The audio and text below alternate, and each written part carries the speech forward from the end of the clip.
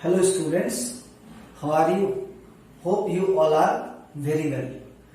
Today we are going to start chapter 8 class 9 physics. Chapter is motion. तो motion chapter को start करने से पहले मैं एक चीज आपको बताना चाहता हूं। फिजिक्स में कोई भी चीज अगर आप पढ़ते हैं उस चीज को आप अपने डेली लाइफ से रिलेट करके समझिए, और जब आप उस चीज को डेली लाइफ से रिलेट करके समझेंगे तो चीजें अधिक विजुअलाइज हो पाएंगी और आपको समझ में भी आएगा। और चीजों को डायग्रामेटिकली भी समझना चाहिए, क्योंकि डायग्राम्स हमारे दिमाग में बैठ जाते हैं। और फिजिक्स में रटने का कोई चीज नहीं है, जो भी चीज है वो समझने का है, स्लोली समझना है, लेकिन अच्छे से समझना है। तो देखिए, हम लोग चैप्टर स्टार्ट करेंगे मोशन। तो मोशन का मतलब क्या होता है? किसी ऑब्जेक्ट का उसकी पोजीशन में टाइम के साथ चेंज होना। अब देखेंगे मैकेनिक्स क्या है।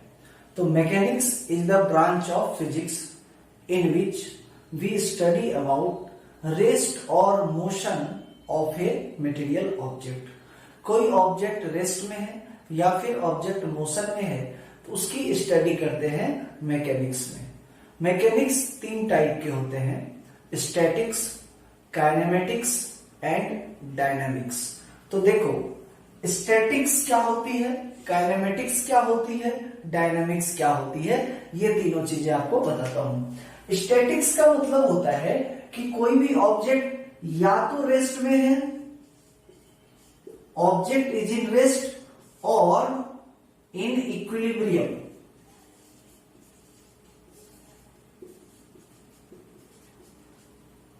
ठीक। काइनेमेटिक्स का मतलब होता है मोशन करना, ठीक है ना। कोई ऑब्जेक्ट मोशन कर रहा है, लेकिन वह ऑब्जेक्ट मोशन क्यों कर रहा है उसका कॉज हमें पता नहीं होता है। तो काइनेमेटिक्स का मतलब क्या हो गया? मोशन विदाउट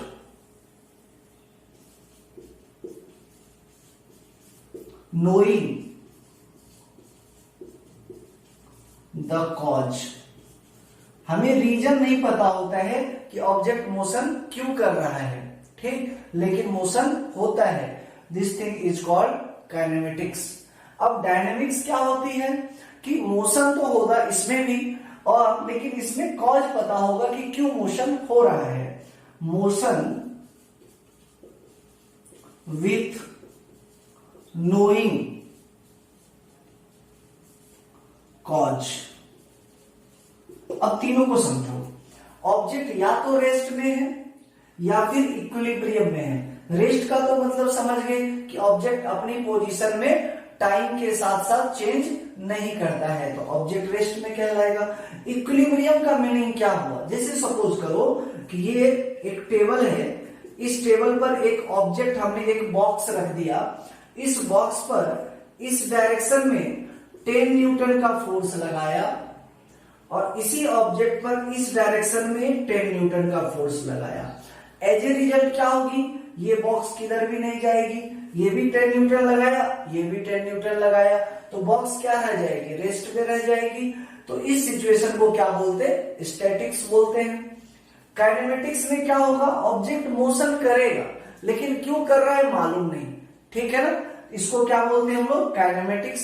और डायनेमिक्स में अगर ऑब्जेक्ट मोशन करता है तो उसके पीछे का रीजन क्या होता? फोर्स, यानी cause is the force is the cause of motion. Force या फिर प्रेशर भी होता है। Pressure is the cause of motion. Motion का रीजन क्या रहा? आइदर फोर्स और प्रेशर। यहां कोई रीजन ही नहीं होता, सिर्फ ऑब्जेक्ट मोशन करता रहता। यहां क्या होता है?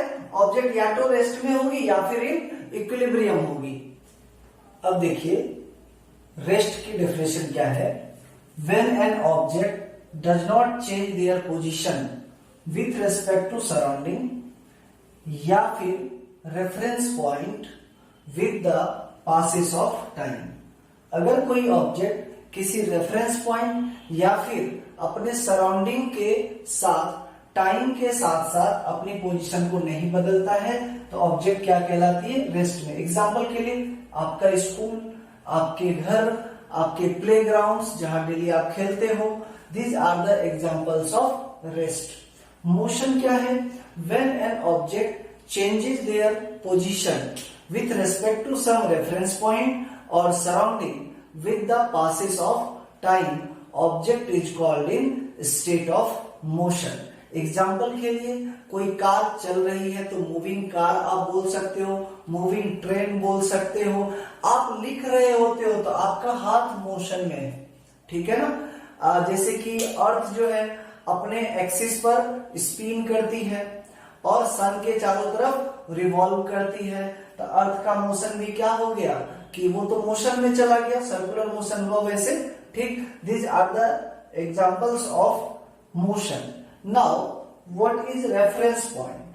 तो रेफरेंस पॉइंट क्या होता है, किसी भी ऑब्जेक्ट की पोजीशन, किसी भी ऑब्जेक्ट की पोजीशन को एक्सप्लेन करने के लिए कि उसकी पोजीशन में चेंज हुई है, उसको बताने के लिए हमें किसी एक स्टेशनरी पॉइंट की जरूरत होती है, रुकी हुई पॉइंट की जरूरत होती है, जिसके रेस्पेक्ट में आप बता सकते हो कि भाई आपने मोशन किया है या किसी ऑब्जेक्ट ने मोशन किया है।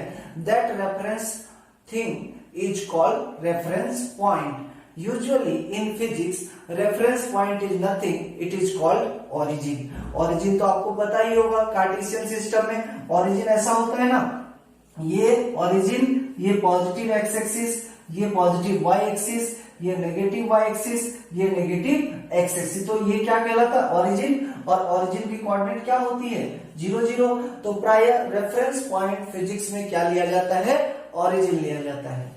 Rest and motion are relative terms. Example के लिए एक कोई व्यक्ति है जो ट्रेन में बैठा हुआ है और ट्रेन जा रही है, तो ट्रेन में और भी पैसेंजर्स होंगे, तो जो फर्स्ट वाला पैसेंजर है वो दूसरे पैसेंजर के रेस्पेक्ट में रेस्ट में है, क्योंकि वो अपनी सीट पे बैठा है, दूसरा अपनी सीट पर बैठा है। इन दोनों की पोजीशन में कोई चेंज नहीं होगा, इनके बीच का डिस्टेंस चेंज नहीं होगा, मीन्स दोनों एक दूसरे के रेस्पेक्ट में रेस्ट में है।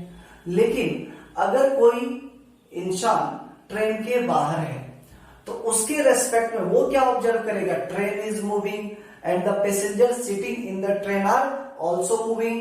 तो उसके लिए ट्रेन भी मूव कर रहा है और उसके अंदर बैठे लोग भी मूव कर रहे हैं, लेकिन ट्रेन में बैठे हुए लोग एक दूसरे के रेस्पेक्ट में रेस्ट में फील करते हैं। इसीलिए हम क्या कह सकते हैं कि rest and motion are relative terms.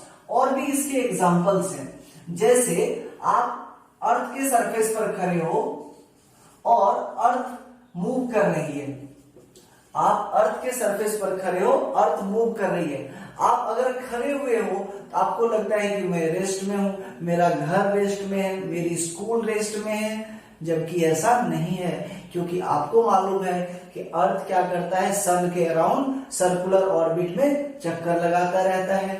Means earth itself is not stationary, then how it is possible कि our school, our home and we are stationary? It is not possible. So we should say rest and motion are relative terms. Depends upon observer. Depends upon observer. Observer क्या observe कर रहा है उस पर depend करेगा। Distance and displacements क्या होते हैं, तो देखिए डिस्टेंस का मतलब होता है actual path length traversed by a body. Distance का मतलब क्या है, distance actual path length traversed by a body. Body के द्वारा ट्रेवल किया गया एक्चुअल पाथ लेंथ क्या कहलाएगी, डिस्टेंस कहलाएगी। जैसे सपोज कर लो एक पर्सन है ए पर, और चलो एक काम करो, इसको बना लेते ओरिजिन, ठीक। ये वाला पॉइंट है ए बी सी डी ऐसा, ये डिस्टेंस है 2 मीटर, ये भी 2 मीटर, ये भी 2 मीटर, ये भी 2 मीटर, ठीक है ना। अब अगर कोई ऑब्जेक्ट O टू A जाता है तो डिस्टेंस कितना ट्रेवल करेगा?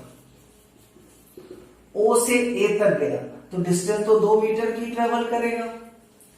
बट अगर कोई बंदा O टू B जाता है, ये कितना डिस्टेंस ट्रेवल करेगा? O से B तक का, यानी 4 मीटर का, ठीक। अगर कोई बंदा A टू C जाता है, A से C जाता है, तो डिस्टेंस कितना ट्रेवल करेगा? 2 प्लस 2 दैट इज 4 मीटर। लेकिन अगर कोई बंदा A to C then O ऐसा आता है तो डिस्टेंस कितनी होगी बताओ। देखो A टू C, तो पहले ये बंदा A से C गया, कितना डिस्टेंस चला? 2 प्लस 2 4 मीटर, तो 4 तो ये वाली वैल्यू हो गई। देन O यानी C से फिर ये O तक आया है, तो 2 plus 2 plus 2 that is 6 metre more. तो आंसर कितना आ गया? 10 मीटर। तो क्या होता है distance? Actual path length traversed by a body. Body ने एक्चुअल में कितनी डिस्टेंस ट्रेवल करी, कितनी लेंथ चली, ठीक है, दैट इज कॉल्ड डिस्टेंस। अब ऐसा भी हो सकता है कि सपोज कर लो यह एक सर्कुलर आर्क है, ठीक है ना, या आप ऐसा कर लो, ऐसा ये हो गया सेंटर किसी सर्कल का, ये हो गई इसकी डायमीटर, और इस सर्कल की रेडियस सपोज कर लो कितनी है बच्चे? R हो गई। एक आदमी है जो A से B जाता है इस वाले रास्ते से, अगर ये बंदा A से B इस वाले रास्ते से जाएगा तो डिस्टेंस कितनी हो जाएगी? ये आधी आर्क के बराबर, ये क्या होगी? आधी पेरीमीटर के बराबर, यानी टोटल पेरीमीटर क्या होती है सर्कल की? 2 पाई आर, तो उसकी हाफ हो जाएगी, तो अपॉन में 2। आंसर कितना आ गया?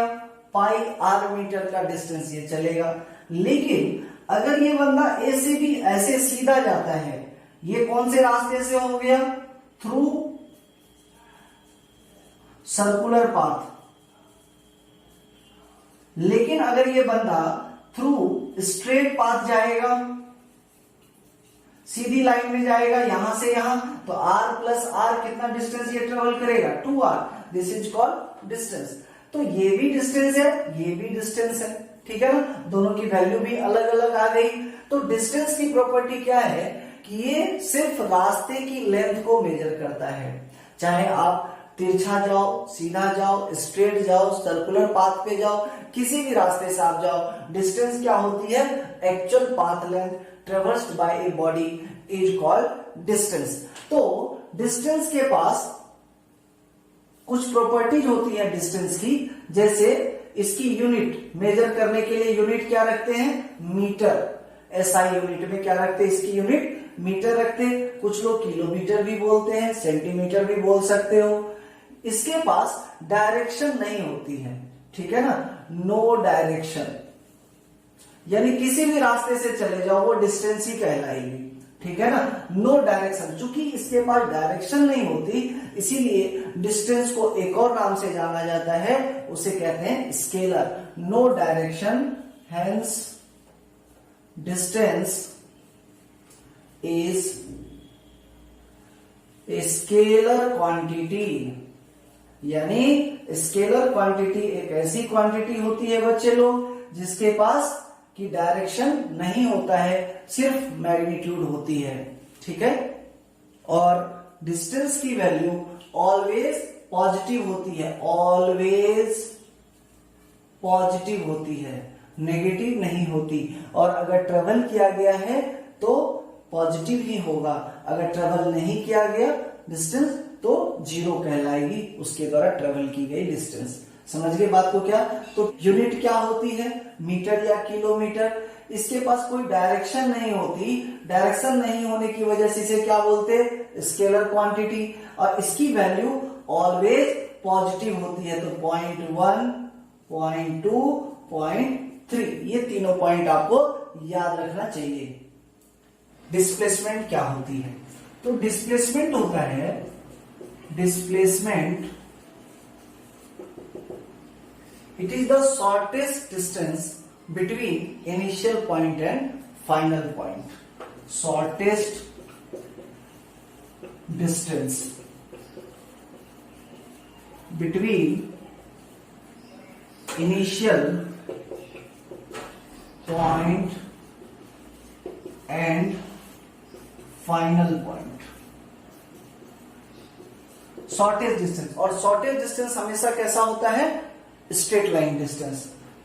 Shortage distance means straight line distance.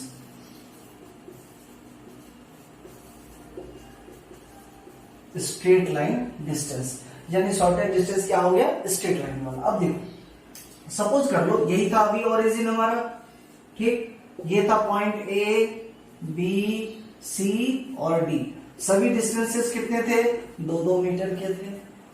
अब अगर कोई व्यक्ति ओ से ए जाता है तो डिस्टेंस कितना होगा और डिस्प्लेसमेंट कितना होगा, दोनों देखेंगे अब. ठीक है, देखो ओ से ए में स्ट्रेट गया है तो डिस्टेंस तो 2 मीटर ही होगा और डिस्प्लेसमेंट भी 2 मीटर ही होगा, क्योंकि स्ट्रेट पाथ भी यही है इसलिए डिस्प्लेसमेंट भी 2 मीटर. लेकिन अगर कोई O to B जाएगा तो डिस्टेंस कितनी होगी? 2 + 2 4 मीटर और डिस्प्लेसमेंट कितना होगा? डिस्प्लेसमेंट भी 4. लेकिन अगर कोई O to B जाता है और B to A आ जाता है, O से B और B से A वापिस भी हो गया, तो डिस्टेंस कितनी हो जाएगी? पहले तो O से B गया 2 + 2 4 मीटर और B से A आया तो 4 + 2 कितना हो गया? 6 मीटर. डिस्टेंस कितनी हो गई? 6 मीटर.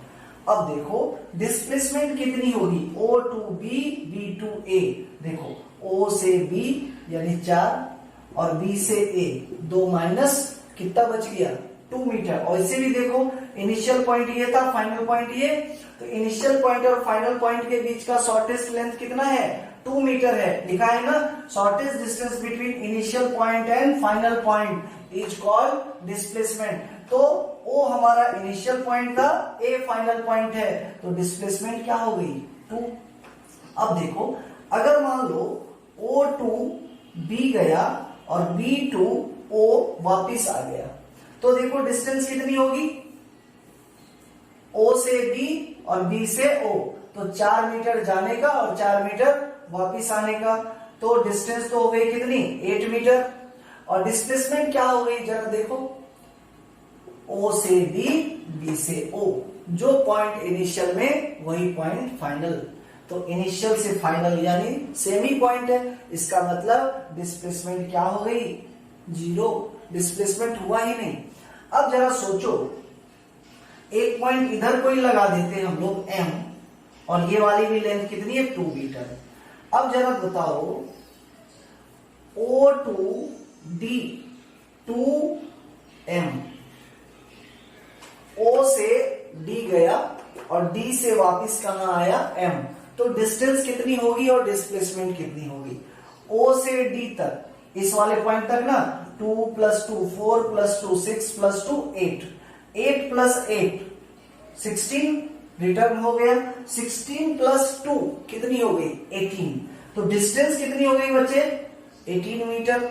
लेकिन डिस्प्लेसमेंट क्या होगी? आप सोचो, इनिशियल पॉइंट O है, फाइनल पॉइंट M है, बीच में कहा गया उससे हमें लेना देना नहीं है. हमें तो सिर्फ इनिशियल पॉइंट और फाइनल पॉइंट ही पकड़ना है और उन दोनों ही पॉइंट्स के बीच का शॉर्टेज डिस्टेंस लेनी है. तो चलिए, ये था इनिशियल पॉइंट, ये है फाइनल पॉइंट, तो शॉर्टेज डिस्टेंस कितनी? 2 मीटर. अब ध्यान से देखना, ये ओरिजिन है, ओरिजिन से राइट क्या होती है? पॉजिटिव. ओरिजिन से लेफ्ट क्या होती है? नेगेटिव. तो डिस्प्लेसमेंट कितनी हो गई? -2 मीटर.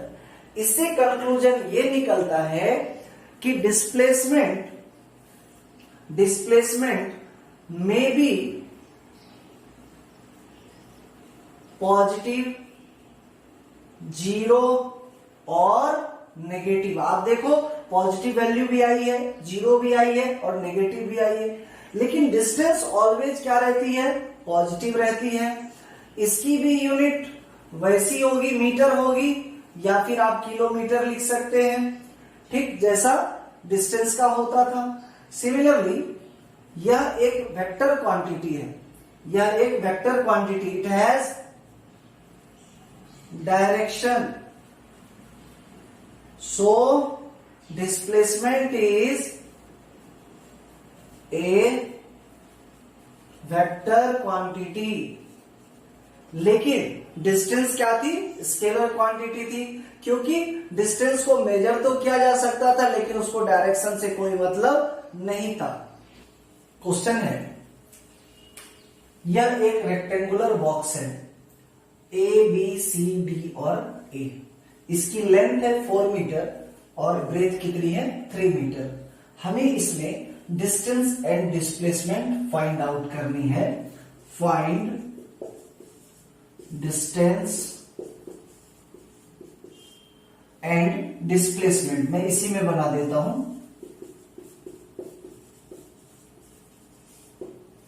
कब कब फाइंड करनी है वो कंडीशंस है। देखो, जब कोई ऑब्जेक्ट ए टू सी जाता है तो आपको डिस्टेंस भी कैलकुलेट करना है, डिस्प्लेसमेंट भी कैलकुलेट करना है।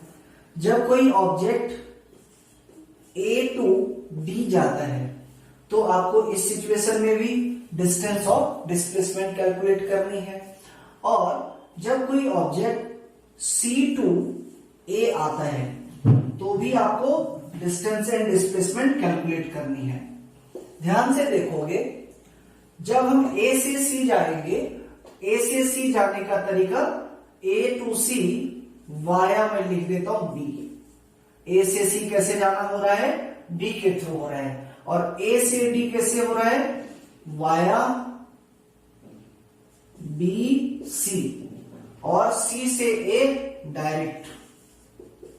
समझना बात को, ए टू सी जा रहा है एक व्यक्ति ए से सी तक वाया बी, यानी इस वाले रास्ते से जा रहा है। जब इस वाले रास्ते से इंसान जाएगा तो वह कितनी डिस्टेंस ट्रेवल करेगा, तो दो, ये वाली 3 मीटर की और ये वाली 4 मीटर की, तो डिस्टेंस कितनी हो जाएगी, 3 + 4 = 7 मीटर। अब ए टू सी जा रहा है वाया बी, ए टू सी जा रहा है वाया बी, तो डिस्प्लेसमेंट कितना, तो डिस्प्लेसमेंट क्या होता है, shortest distance between initial point and final point. Initial point A है, फाइनल पॉइंट सी है, इनके बीच का shortest distance. Shortest distance means straight line distance, यानी आपको ये वाली डिस्टेंस पूछी जा रही है। अब आप देखो, ये ट्रायंगल कैसा ट्रायंगल हो गया, right angle triangle. This is 4 metre, this is 3 metre, तो ये क्या बन गया, इस राइट एंगल ट्रायंगल का हाइपोटेन्यूज। और हाइपोटेन्यूज की वैल्यू कैसे निकालते हैं, √4 का स्क्वायर प्लस 3 का स्क्वायर। 4 का स्क्वायर कितना होगा 16, और 3 का स्क्वायर कितनी होगी 9, तो 16 + 9 √ कितना हो गया बच्चे 25, और 25 का स्क्वायर रूट कितना आ गया 5 मीटर। तो डिस्प्लेसमेंट कितनी हो गई 5 मीटर। अब देखो, ए से डी जा रहा है वाया बी सी, यानी ए से डी जाने का ये भी रास्ता है, ये वाला भी रास्ता है। तो हमारे क्वेश्चन में कौन सा रास्ता गिवन है, बीसी वाला, यानी ऐसा घूम करके डी तक आना है। तो डिस्टेंस कितनी होगी 3 + 4 7 मीटर, 7 + 3 डिस्टेंस कितनी आ गई 10, यानी 3 + 4 + 3 दैट इज 10 मीटर। लेकिन डिस्प्लेसमेंट कितनी होगी ए से डी की, shortest distance between initial and final. जब ए से डी की बात करें, A initial point, D final point, और ये शॉर्टेस्ट डिस्टेंस है कितनी 4 मीटर। तो हमारा आंसर कितना आ गया देखो 4 मीटर का। और जो सी टू ए, अगर सी से ए आना है डायरेक्ट, सी से ए आना है तो डिस्टेंस कितनी होगी, इस वाले रास्ते की लेंथ। तो इस सिचुएशन में डिस्टेंस भी हो जाएगा 5 मीटर और डिस्प्लेसमेंट भी हो जाएगा 5 मीटर, क्योंकि डायरेक्ट ही आना है C to A, direct straight line है। डायरेक्ट स्ट्रेट लाइन में 5 मीटर की आ गई डिस्टेंस, 5 मीटर की आ गई डिस्प्लेसमेंट। एक और क्वेश्चन देखो, यह एक हाफ सर्कल है, ठीक है ना, और इस हाफ सर्कल की रेडियस कितनी है 1 मीटर। क्वेश्चन क्या बोलता है, फाइंड करनी है हमको distance and displacement when body moves from A to B via C. When body moves from A to B via origin. अब देखो, अब हमें A to B की डिस्टेंस निकालनी इस वाले रास्ते से। पहला पोर्शन ये है क्वेश्चन का, सेकंड पार्ट ये है। तो फर्स्ट पार्ट का आंसर कैसे लिखेंगे, फर्स्ट पार्ट के आंसर में A से B जाइएगा। A से B जाने का ये वाला लेंथ है, तो ये क्या है, half circumference of the circle. Half circumference कितनी होती है, पूरी सरकमफ्रेंस की 1/2। पूरी सरकमफ्रेंस कितनी 2 पाई r, और अपॉन में 2 कितनी आ गई वैल्यू पाई इंटू r। पाई की वैल्यू क्या होती है बच्चों 3.14, और रेडियस कितना है 1 मीटर। तो डिस्टेंस कितनी हो गई 3.14 मीटर, ये डिस्टेंस हो गई। अब डिस्प्लेसमेंट कितनी होगी, तो डिस्प्लेसमेंट में तो क्या फंडा है, initial point two final point straight line path, यानी ए से बी जाना है। आप इस रास्ते से जाओ या इस रास्ते से जाओ, कोई मतलब नहीं, हमें तो मतलब है इनिशियल और फाइनल पॉइंट से, और उन दोनों के बीच में एक स्ट्रेट लाइन खींच देना है, भले वो रास्ता हो या नहीं हो, ठीक। तो डिस्प्लेसमेंट कितनी हो जाएगी, ये वाली लेंथ दैट इज 2 मीटर हो जाएगी। ये r है तो ये भी r होगी, तो 1 + 1 कितना हो गया 2 मीटर आंसर। अब देखो इसी का सेकेंड पार्ट का आंसर कैसे लिखेंगे, when body moves from A to B via O। A से B जा रहा है इस वाले रास्ते से, तो इसमें तो बहुत आसान हो गया, डिस्टेंस भी 2 मीटर की और डिस्प्लेसमेंट भी 2 मीटर की, क्योंकि आप देखो इनिशियल पॉइंट और फाइनल पॉइंट सेम ही है, यहां से यहां, चाहे डिस्टेंस वाला लो चाहे डिस्प्लेसमेंट वाला लो, इस रास्ते से जाना है तो सेम ही डिस्टेंस सेम ही डिस्प्लेसमेंट भी आएगी। सपोज कर लो यह कोई एक सर्कुलर रोड है, ठीक है ना, और ये उस सर्कल का सेंटर है। ये कोई पॉइंट है ए, यह पॉइंट है बी सी डी, 4 पॉइंट्स हो गए। इस सर्कल की रेडियस r है, इस सर्कल की रेडियस कितनी है r, ये क्या हो गया सर्कल का सेंटर। अब आपसे क्या कहता है क्वेश्चन में, ध्यान से सुनेंगे, फाइंड डिस्टेंस एंड डिस्प्लेसमेंट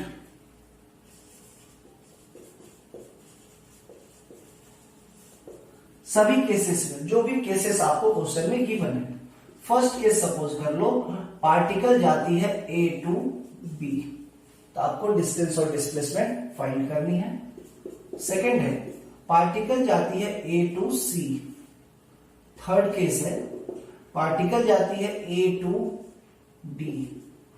और फोर्थ केस है पार्टिकल A to A, यानी A से घूम के A पर आ जाती है, ये चलने का डायरेक्शन है। चलो एक कॉलम बना लेंगे डिस्टेंस का और एक कॉलम बना लेंगे डिस्प्लेसमेंट का, आराम से देखो बन जाएगा। ए से बी चल रहा है इस वाले रास्ते से, तो डिस्टेंस कितनी चलेगी, एक्चुअल पाथ लेंथ, यानी ये क्वार्टर सर्कल हो गई ना, इस सर्कल के 4 पार्ट कर दिए हमने, 1 2 3 4, क्वार्टर पार्ट होगी। तो सर्कल की पूरी लेंथ क्या होती है बच्चे 2 पाई r, और इसका क्या हो जाएगा 1/4 पार्ट, क्वार्टर का मीन्स क्या 1/4, तो 2 2 जा 4, कितनी आ गई डिस्टेंस पाई r/2 मीटर, डिस्टेंस कितनी आ गई पाई r/2 मीटर। अब देखो डिस्प्लेसमेंट कितनी होगी ए से बी की, तो डिस्प्लेसमेंट क्या होता है, shortest distance between initial point and final point. Initial point A है, फाइनल पॉइंट बी है, और वह शॉर्टेस्ट डिस्टेंस होती कैसी है, स्ट्रेट लाइन वाली। तो स्ट्रेट लाइन तो ये वाली लेंथ हो जाएगी, ये वाली, और ये कितना है, ये भी आर है, ये भी आर है। आप देखो गौर से, ट्रायंगल ओ ए बी कैसा ट्रायंगल है? इक्विलैटरल ट्रायंगल है। Triangle O A B is a right angle triangle. इस राइट एंगल ट्रायंगल में ए बी क्या है? हाइपोटेन्यूज। ए बी अगर हाइपोटेन्यूज है तो इस ए बी की लेंथ कितनी हो जाएगी? बोलो, under root r square plus r square, that is under root 2 r square. R को कर लीजिए बाहर, अंडर रूट में क्या आया? 2। This is displacement. इसको मैं इधर लिख देता हूं, 2 आर स्क्वायर। इसको क्या लिखेंगे? अंडर रूट 2 आर आ जाएगी रूट से बाहर। This is displacement under root 2 r metre या आर रूट 2 मीटर। अब देखो ए से सी, ए से सी, ए से सी तक आने में डिस्टेंस कितना होगा? तो ये हाफ सरकमफ्रेंस। और डिस्प्लेसमेंट क्या होगी? ये ए से सी की स्ट्रेट लाइन। ये आपको करना है, ठीक, ये आपको फिल इन द ब्लैंक्स भरनी है। ए टू डी, ए से डी में डिस्टेंस फाइंड करो, डिस्प्लेसमेंट फाइंड करो। और ए टू ए में डिस्टेंस और डिस्प्लेसमेंट आप फाइंड कीजिए। ये आपका होमवर्क है।